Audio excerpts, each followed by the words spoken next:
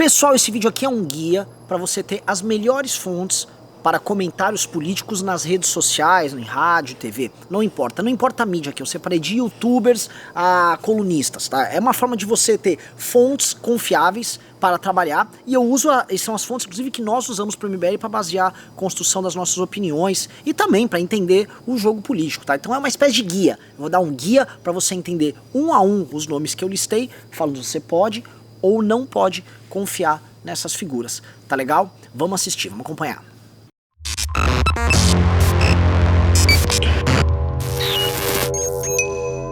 Pois bem, eu vou começar direto já, vamos lá. O primeiro nome que eu trago aqui é Marco Antônio Villa. Marco Antônio Villa, todo mundo conhece muito ele do período da Jovem Pan, é um polemista, historiador, tem aquele jeito, essa caterva, né? Cara, o sotaque dele já entrou na cabeça de todo mundo, eu sempre falei, Marco Antônio Villa é muito chato, né? Muito chato, muito crica, muito pentelho, ele não passa pano pra ninguém. Mesmo a gente do MBL, sabe, a gente não fez nada e aí na rádio, mas não era pra ter entrado na política, não sei o quê. É bom, essa é a função dele, e eu acho que ele encontrou muito bem agora no YouTube o tom da crítica dele ao Bolsonaro. Eu acho que o tom que todo mundo está estabelecendo hoje na crítica ao Bolsonaro é um tom muito similar ao que o Villa construiu, tá? Então o Villa trabalha muito bem analogias históricas, por ser historiador, faz comparação do Bolsonaro com outras lideranças populistas, demole muito desses argumentos vagabundos que o bolsonarismo cria para poder justificar sua guerra cultural. Então é um cara que vale acompanhar, vale ver suas lives, eu as assisto todas, e é um cara que eu recomendo, você pode confiar no Marco Antônio Villa. O segundo aqui é o Felipe Moura Brasil.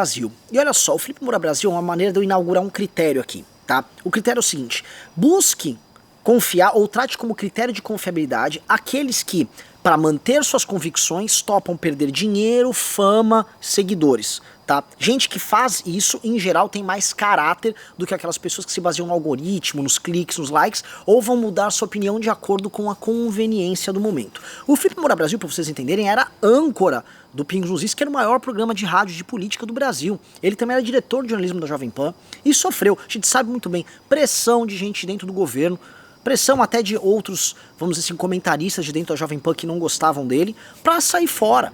E ele não mudou em uma vírgula a linha que ele estava adotando na Jovem Pan, que é a linha que ele adota no Twitter, a linha que ele adota nas colunas dele, e a linha que ele vem adotando hoje no Antagonista, no YouTube. Então, o Felipe Moura Brasil, ao mostrar que ele se manteve fiel aos seus princípios durante todo esse processo, se tornou, sim, uma figura para você acompanhar e seguir nas redes sociais. 3. E se eu falei Felipe Moura Brasil, tem que falar do Antagonista, né? O Antagonista é um caso muito interessante porque, prestem atenção, eles foram criados em 2015, participaram desse processo todo, e ele foi criado pelo Diogo Mainardi, pelo Mário Sabino, hoje tem o Cláudio Dantas como uma liderança muito sólida, e eu vejo eles como se fosse a turma mais punk que tem ali. Por que punk?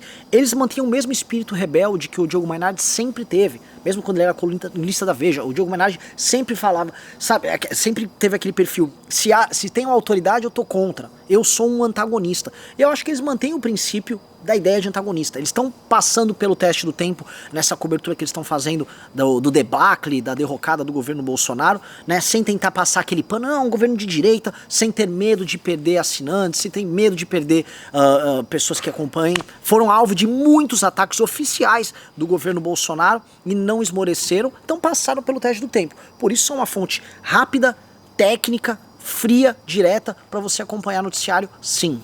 Vamos lá, Jovem Pan. O caso da Jovem Pan é interessante porque ela marcou muito a luta de todos nós, ou esse processo de espetacularização do debate público, muito com o Pânico, primeiro com o Reinaldo Azevedo, depois praticamente toda a programação dela se tornou uma programação sobre política, já teve grandes times, acho que o time, por exemplo, que tinha no 3 em 1 ano passado, que tinha a Vera Magalhães, tinha o Carlos Andreasa, tinha o Alexandre Borges, era um time incrível, o Felipe Moura Brasil já teve lá, eles tinham o Marco Antônio Villa, só que eu acho que o time hoje, o line-up de comentaristas políticos que tem na Jovem Pan, hoje é muito fraco, eu não gosto do time que tá lá, não acho que esteja nem perto da qualidade dos times anteriores, e isso passa muito pela derrocada de várias dessas figuras. A principal delas é Augusto Nunes, que é o maior passador de pano que eu já vi. É uma vergonha o que esse cara tá fazendo com a própria carreira, é um passapanista do governo. Qualquer coisa que acontece lá no Pingos nos Is que envolve o Bolsonaro, sei lá, olha, aconteceu, sei lá, o Bolsonaro falou uma besteira. Mas o Lula, né, a gente tem que ver que o Lula é um ladrão, essas lagostas aí no STF, só sabe ficar jogando chavão pro grande público, parece que não estuda antes de ir pro programa, que eu acho que reduz muito a qualidade. Virou mais ou menos o cara se valendo do nome dele e empurrando o programa com a barriga pra ter audiência específica com bolsominions, tá? Então eu acho que houve uma perda ali sim. Acho que tem que ter a ascensão de novas figuras lá dentro para até trazer mais vida, trazer mais energia, porque da forma como tá, Rodrigo Constantino, Augusto Nunes, na minha opinião, a Jovem Pan, que sempre foi uma boa fonte, ela perde muito aqui na qualidade e na essência dela, que foi ser sempre muito combativa, né? Então, eu acho que ela não pode perder essa característica. Conheço o perfil dos donos da Jovem Pan, são pessoas sérias, e acho que eles têm que ter sempre isso em mente para, novamente, ela não perder o papel que ela teve junto às classes médias no Brasil inteiro, que usam a Jovem Pan como referência. Próximo é Arthur Duval, Mamãe Falei. Você vai falar, como assim, Renan? Você obviamente vai falar que é pra confiar no Arthur, e sim, já temos a resposta aqui. Mas o ponto que eu acho mais interessante no Arthur é a incrível capacidade que ele tem de sintetizar temas complexos para, de forma muito simples, as pessoas terem um bom entendimento. Ele faz isso muito melhor do que eu. Ele merece todos os views que ele tem no canal dele, justamente por ele poder sintetizar. Ele explica conceitos complicados, explica crises políticas complicadas de uma maneira que uma molecada, um moleque de 14, 15, 16 anos, que não tem tanto contato com a política, plau, vai lá e entende. Então há muito mérito nisso, tá? Outra coisa é um papel de honestidade intelectual. O Arthur, ele vem sendo muito, assim, o alinhamento dele com o que eu acho que é correto vem sendo tão natural que às vezes eu vou gravar um vídeo, nem combinei com ele, ele gravou, a gente aborda os temas de uma maneira diferente. O dele vai ter muito mais views, porque ele é muito mais didático nesse sentido. E ele assim cumpre um papel fundamental. É outro cara que perdeu seguidores, perdeu gente que apoiava ele lá no YouTube e tal, mas não mudou a linha, tá? Adotou essa linha crítica, e eu acho que isso, novamente, é bastante meritório. O próximo, falando em youtuber, Nando Moura. Pois é, o polêmico Nando Moura, que a gente já sabe que já teve muitos entreveros conosco, eu já disse, já foi injusto com a gente várias vezes, e várias vezes, em especial naquele caso que ele levou aquele advogado gordo pra ficar falando merda da minha família. Mas, olhando aqui no frigir dos ovos, tá? Nando Moura é um cara que ele poderia ser o rei da gadosfera, se ele tivesse permanecido com o bolsonarismo e não visse que as convicções dele estavam entrando em contradição com aquilo que era feito no universo do Bolsonaro. Ele, porém, ao longo do ano passado, alterou a posição, também perdeu seguidores. A gente sabe que ele ele vende cursos no YouTube e tal, e ele, foda-se, vou pro pau, e foi pro pau, e vem se tornando um opositor muito claro. Os vídeos dele também ganharam um rigor técnico muito bom. Ele ultimamente vem fazendo vídeos da cobertura dessa relação do Bolsonaro com o Centrão, do ataque à Lava Jato, das mentiras que eles fazem contra o Moro, que tá incrível, tá muito bom. Eu passei inclusive a usar o Nando Moura hoje como fonte, coisa que eu não fazia antes. Então hoje, Nando Moura sim é um cara que você pode confiar. Rodrigo Constantino. Olha, é complicado eu falar de um cara que era amigo nosso. O Rodrigo era amigo nosso. Só que ele deu um estalo, eu não sei exatamente o que aconteceu, foi ali por fevereiro, um evento aconteceu, e ele mudou. Ele começou a perseguir. Uma coisa é você discordar do cara, olha, eu era teu amigo, mas eu discordo. Super válido. Outra coisa é ele virar quase um stalker e ficar atacando sistematicamente, com método, pessoas que antes eram seus amigos, e especificamente pessoas do campo da direita ou do centro que tem uma posição crítica contra o governo. Parece que alguém combinou assim, Rodrigo, você vai ficar patrulhando esse aquele. E ele começa a fazer especificamente isso de uma maneira doentia, a ponto de recentemente bravo porque fulano conseguiu um selinho azul no Twitter, porque a Vera fez uma live com o Andreasa. Me parece que o cara saiu um pouco do prumo. E mais, ele adotou essa linha governista do, olha, lockdown não serve, quarentena não serve, tá tudo um exagero, temos que ouvir a opinião do governo, veja bem, que já não escondem mais. Não dá pra ele disfarçar que, eu defendo o liberalismo político do Guedes. Ali ele virou um governista que usa as redes sociais dele para defender o governo a todo custo. Faz uma outra crítica aqui que se tornou decorativa. No que é essencial pro governo, ele está com o governo, tá? Então hoje eu acho o Rodrigo Constantino não uma fonte boa para acompanhar, tá? Lógico, siga ele, veja lá as coisas que ele escreve, mas definitivamente a mudança na linha dele e o fato dele adotar a linha oficial do governo no que interessa ao governo torna o Rodrigo Constantino uma fonte que eu não gosto. Se eu falei de Constantino, eu tenho que falar de Vera Magalhães. Afinal, toda vez que você fala de Vera Magalhães, o Constantino aparece, né? E o que acontece? Eu acho a Vera hoje o símbolo de um jornalismo que se propõe a ser jornalismo. Isso é fundamental. Ela não é um jornalismo enquanto militância. Ela faz parte da cultura do jornalismo, até com os eventuais defeitos que o jornalismo brasileiro tenha, tá? Mas ela faz jornalismo. Quando eu digo que ela faz jornalismo, quando ela capta uma informação, quando ela vai atrás de uma fonte, quando ela usa basicamente o método correto de jornalismo para você levar a informação para as pessoas, ela o faz, ela tem rigor. Outra coisa, tá? Ela não tem vergonha de conversar com pessoas no campo da esquerda, não tem vergonha de conversar com pessoas no campo da direita, o que a torna plural. Olha, a gente sempre reclamou que sempre faltou no jornalismo pessoas que trabalhassem de forma não neutra, mas que não transformassem em caricatura a esquerda ou a direita, em especial a direita, que sempre foi malquista pelo jornalismo. E a Vera, ela adota um comportamento correto, a honestidade intelectual no que ela faz, no que ela diz, a despeito de você eventualmente discordar dela. Eu quero poder discordar da Vera sabendo que ela discorda de mim de forma honesta. Essa é a beleza da coisa. Então, é uma baita de uma fonte, uma das melhores fontes possíveis que você pode ter no jornalismo profissional brasileiro, e sim, eu sigo a Vera. Polêmica, Rede Globo de televisão. Você pode confiar na cobertura da Rede Globo? Olha só, eu venho ficando em casa ultimamente. Então, eu assisto um pouco mais de TV. Antes eu não assistia nada de TV. Então eu assisto alguma coisa da Globo na TV aberta, especialmente Jornal Nacional, e também assisto a Globo News, e que eu posso falar que a cobertura que eles fazem do governo Bolsonaro vem sendo muito boa.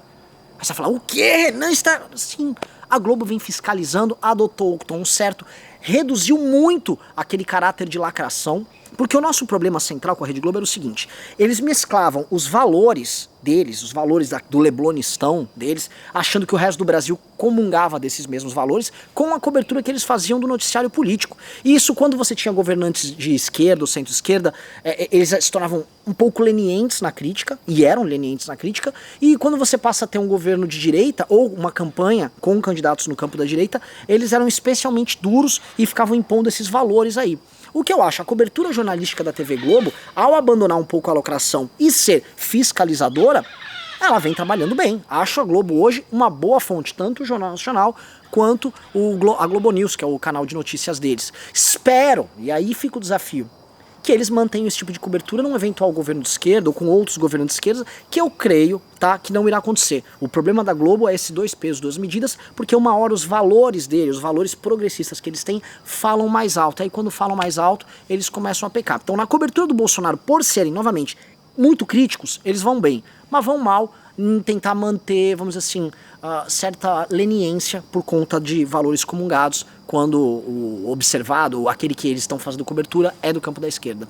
CNN, pois é, a CNN chegou no Brasil agora este ano e ela vem ganhando muito destaque, ela está obtendo muitos furos em Brasília, o que mostra que houve um investimento sério e real numa equipe de jornalismo.